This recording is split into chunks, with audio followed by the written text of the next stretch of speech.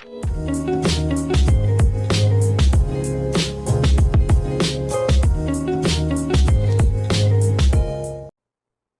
gente conclui, então, que em diversos momentos, no âmbito do direito administrativo, a atuação estatal vai se dar com prerrogativas. Eu disse diversos momentos, o que não significa dizer que em toda situação isso vai acontecer.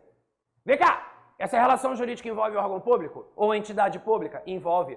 Do outro lado tem um particular? Tem. Então fechou. O Estado vai atuar com prerrogativa. Vai devagar. Não é bem assim, não. Guardem o seguinte. O direito administrativo é ramo do direito público. Mas isso não significa dizer que o seu objeto de estudo ou que o objeto do direito administrativo esteja restrito a relações jurídicas regidas pelo direito público.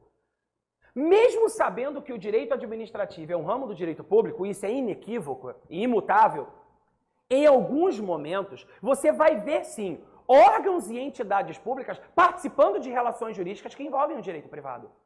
Que é isso, Mota? É verdade o que eu estou dizendo. Existem momentos em que numa relação jurídica você tem um órgão público, uma entidade pública, e aquela relação pode ser regida pelo direito privado, sem prerrogativas estatais. Mota, não é possível. É possível sim. Vou dar um exemplo. Eu, Mota, quero abrir uma conta corrente num banco. Presta atenção. Eu, Mota, quero abrir uma conta corrente num banco. Vários bancos eu posso escolher. Resolvi escolher a Caixa Econômica. Alguém me indicou a Caixa como sendo um banco bacana. Tá lá, vou escolher a Caixa Econômica. Todo mundo aqui já deve saber, a não ser quem está começando agora, que a Caixa Econômica é uma entidade que integra a administração indireta. A Caixa Econômica é uma pessoa jurídica de direito privado com natureza de empresa pública, portanto integra a administração pública. Pois bem, só que a Caixa é um banco. Pois bem, eu, Mota, resolvi abrir uma conta corrente. Mota, tem não sei que bank, não sei que bank, não sei que bank. Vem cá, onde fica a agência? Não, é tudo à distância, tu resolve tudo à distância. Eu não quero, quero um banco raiz. Quero banco raiz. Quero banco que tem idoso 7 horas da manhã parado na fila. Eu quero esse banco. Eu quero ir pro calçadão. Por quê? Porque a desculpa para passear no calçadão é ir ao banco. Você vai ao banco e depois você fica andando no calçadão. É isso que eu quero. É isso que eu quero. Eu não quero esses bancos à distância, tudo, não tem um telefone para falar com as pessoas. Eu quero gente, tá tudo muito distante. Tudo, uma tecnologia tá dificultando, tá distanciando todo mundo. Eu quero gente, eu quero calor humano, eu quero gente para falar assim, tá calor aqui, não tá? É isso que eu quero na vida? Eu não quero. Quer a Nutella? A Nutella você, deixa eu ser do meu jeito raiz, que eu quero que tá bom. Eu quero chegar 8 horas da manhã e já pegar fila com 30 pessoas. É isso que eu quero, Que saudade desse sofrimento, né? Tá tudo tão distante. Aí eu quero. Fui pro calçadão, abri uma conta na Caixa Econômica. Cheguei lá 5 minutos, consegui abrir a conta. Se fosse para cancelar, eu teria cancelado a aula, que ia estar lá até agora tentando cancelar a conta, né? Pois bem, a minha pergunta é a seguinte. Quem você tem de um lado? A Caixa Econômica, banco. Quem você tem de outro? O Mota, agora correntista da Caixa Econômica, que eu acabei de abrir uma conta corrente na Caixa. Vem cá, você tem ou não tem de um lado um particular, do outro uma entidade que integra a administração pública? Sim. Mas a Caixa Econômica ali, em relação ao Mota, cliente, vai atuar o quê? Com prerrogativas? Não, porque eu abri uma conta corrente. Ali a Caixa Econômica não está atuando como entidade pública, ela está atuando como banco. E seria a mesma coisa se eu estivesse no Santander, no Bradesco, no Itaú, a mesma coisa, que são privados.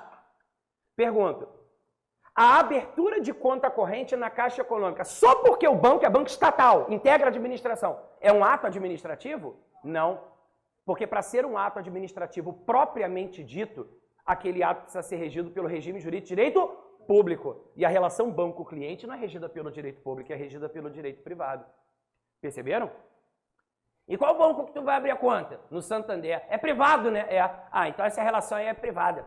E você vai abrir conta onde? Ah, vou abrir a conta no Banco do Brasil. E o Banco do Brasil é Sociedade de Economia Mista, né? É. Integra a administração pública, né? É. Bom, então nesse caso é ato administrativo, não é? O fato do banco ser estatal não muda a natureza do regime incidente sobre ela. O regime de direito privado. Isso já caiu em prova do CESP.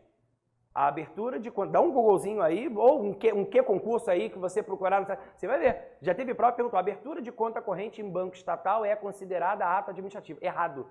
Porque para ser ato administrativo propriamente dito, o regime jurídico que rege aquela relação jurídica deveria ser o de direito público. E nesse caso não é. Porque ali a Caixa não está atuando como entidade pública, está atuando como banco. Se a Caixa atuasse como entidade pública naquele momento, para abrir uma conta corrente, ia ter que fazer concurso público. Concorda comigo? E não é o caso, basta levar a documentação que você abre. Então, pessoal, a situação é completamente diferente. Cuidado! Dizer que o direito administrativo é um ramo do direito público não significa dizer que o seu objeto esteja restrito a relações regidas pelo direito público. O direito privado vai aparecer em vários momentos, mesmo sabendo que naquela relação jurídica um órgão ou entidade pública participa também. Todo mundo comigo até aqui? Legal? Então, pessoal, o que interessa pra gente em maior escala? Isso aqui, o direito público. Eu acho que agora vocês já entenderam que se você não souber isso aqui, você não consegue entender nenhum conceito de ato administrativo. Você decora o conceito, mas não vai entender o fundamento. Se você não sabe nem a diferença de direito público e direito privado. Tenho várias testemunhas aqui na sala. Antes da câmera ser ligada, você que está em casa aí, inclusive, não presenciou esse momento, mas eu vou dizer aqui. Quando a turma começou a chegar, é que alguns colegas chegaram depois do início da aula. Quando a turma começou a chegar, eu disse o seguinte, eu achei que seria uma turma, mas percebi que era um encontro de amigos. Falei ou não falei isso aqui? Por quê? Porque vários olhares aqui são olhares conhecidos, amigos queridos, né? Sorrisos já conhecidos, de gente que já está na estrada, já ali batendo na trave, quase entrando. Alguns com um pouquinho menos de tempo, mas muita gente aqui, olhares e sorrisos conhecidos, já dessa estrada sofrida do concurso público, inclusive com a minha companhia também, muitos de vocês. Pois bem, esses amigos que eu acabei de citar aqui, que eu já tive o prazer de ter em sala de aula comigo, são testemunhos do que eu vou dizer agora. Eu vou falar com vocês em algum momento, não sei se hoje ou já na próxima aula, sobre atos administrativos. Se você pegar o caderno teórico de turmas anteriores, de qualquer um que está presente aqui, vai perceber que a primeira frase que eu digo, que eu peço para anotar, quando vocês estão estudando atos administrativos, é a seguinte: nem todo ato praticado no exercício da função administrativa é ato administrativo. E por que eu dito essa frase? Porque para ser um ato administrativo propriamente dito, o regime jurídico incidente sobre aquele ato deve ser o de direito público. Ou seja, mesmo que o ato seja praticado pela administração, se ele for regido pelo direito privado, ele é um ato da administração, mas ele não é um ato administrativo. Vocês vão ver que as duas primeiras questões de atos no material de vocês falam sobre isso. Ou seja, o SESP cobra isso. Você quer chegar lá sem entender isso aqui? Beleza, vai virar decoreba. Não é isso. Todo mundo comigo até aqui? Então, primeiro passo, cara, agora já entendi. Quando a gente começa a estudar o direito público e direito privado. No público você tem a prevalência do interesse público sobre o privado, regulação de interesses estatais e sociais. No privado, a igualdade jurídica que aparece exatamente, diferentemente do direito público, onde há essa verticalização, exatamente no direito privado, porque eu estou falando de interesses individuais. O que interessa pra gente em maior escala é isso aqui. E fica tranquilo, tá? O administrativo não está sozinho aqui, não. Aqui o administrativo está junto com vários outros, como o direito constitucional, como o direito processual, um monte de matéria caminhando. Coincidentemente, matérias que caem na prova de vocês. O direito processual, o direito constitucional, o administrativo, olha como o direito público interessa mais para vocês. A atuação estatal. Todo mundo comigo até aqui? Se eu estou falando de prevalência de atuação estatal sobre o particular, então eu preciso conhecer isso aqui. Padrão, padrão, padrão. Estado. Eu pergunto, Estado, Mota, eu preciso saber isso? Precisa. Para você saber onde o direito administrativo se posiciona. O Estado é uma unidade personalizada, repetindo, personalizada. Estado é dotado de personalidade jurídica. Se o Estado não tivesse personalidade jurídica, uma coisa você ia notar. Eu, Mota, servidor do TJ, pratico o ato, causo dano a um terceiro. Esse terceiro quer ter o dano reparado, quer ser indenizado. Ele vai entrar com ação contra quem? Contra o servidor Mota? Contra o TJ? Não, porque o TJ é órgão. Vai entrar com ação contra quem? Contra a pessoa jurídica que ele integra. O TJ integra qual pessoa jurídica? Se o Estado não tivesse personalidade jurídica, como é que o Estado ia responder? Se você não souber que o Estado tem personalidade jurídica, você erra uma questão de responsabilidade civil do Estado. Vocês estão percebendo as conexões que eu estou fazendo com assuntos que estão dentro da edital de vocês? Se você não souber isso, lá na frente você vai ter problemas. Vai ter que voltar e pegar tudo de novo. Vai atrasar teu estudo. Voltei. O Estado é uma unidade personalizada formada por 3 elementos indispensáveis. Isso aqui, creio que até no direito constitucional vocês já tenham visto. Povo, território e governo soberano. Mota, isso não é necessário. É sim, já vou te explicar por quê. Bom, precisamos de um elemento humano, um elemento geográfico, uma base geográfica e um elemento político, organizacional. Esses elementos são indispensáveis e indissociáveis. Mota, por que toda vez que a gente estuda isso, tanto os professores de administrativo quanto constitucional dizem esses elementos são indispensáveis e indissociáveis? Porque os 3 são necessários para que você tenha um Estado independente. Para que você tenha um Estado plenamente organizado e independente, você precisa dos 3. Imagina só que você só tenha povo e território, ou seja, só tem gente e espaço, e não tem governo, não tem organização. Se você não tem um elemento político, se você só tem espaço e gente, o nome disso não é Estado, é reunião de condomínio. Não é? Reunião de condomínio é que você tem gente, espaço e não tem organização. Porque 2h30 depois você delibera sobre a possibilidade de fazer uma nova reunião para decidir sobre aquilo que deveria ter sido decidido naquela reunião. Onde, em muitos casos, um fica jogando carteira funcional em cima da mesa. Não fala assim comigo porque eu sou isso. Outro também não fala assim comigo porque eu sou isso. E quando tu passar na prova também, tu vai falar, peraí, agora eu posso. Não fala assim comigo porque eu tô no TJ também. Ok? Então, queridos, povo, território, governo soberano são os elementos do Estado. Isso aqui já foi questão de prova, tá? Já vi questão de prova do SESP dizendo são elementos do Estado. E esses três estavam lá. Povo, território e governo soberano. Quem for assinar sites questões, entra aí que vai ver o que eu tô falando. Pois bem, por que estudando direito administrativo eu tenho que saber isso? Porque você precisa saber quais são as funções que o Estado desempenha. E sabendo as funções que o Estado exerce, você vai saber qual delas remete ao direito administrativo. Quais são as funções que o Estado desempenha? Vem comigo. Funções do Estado. Mota, quais são as funções que o Estado vai desempenhar? Vou te falar agora. Existem 3 funções aqui que devem ser lembradas. Primeiro, a função legislativa. Segundo, a função jurisdicional. E terceiro, a função administrativa. Alguns autores chamam de função executiva. Vou utilizar a terminologia que os administrativistas preferem utilizar. Legislativa, jurisdicional, administrativa. Até aqui, beleza. Temos, então, essas 3 funções. Pela função legislativa, a gente entende, basicamente, a elaboração de leis. Função legislativa, a gente entende, basicamente, a elaboração de leis.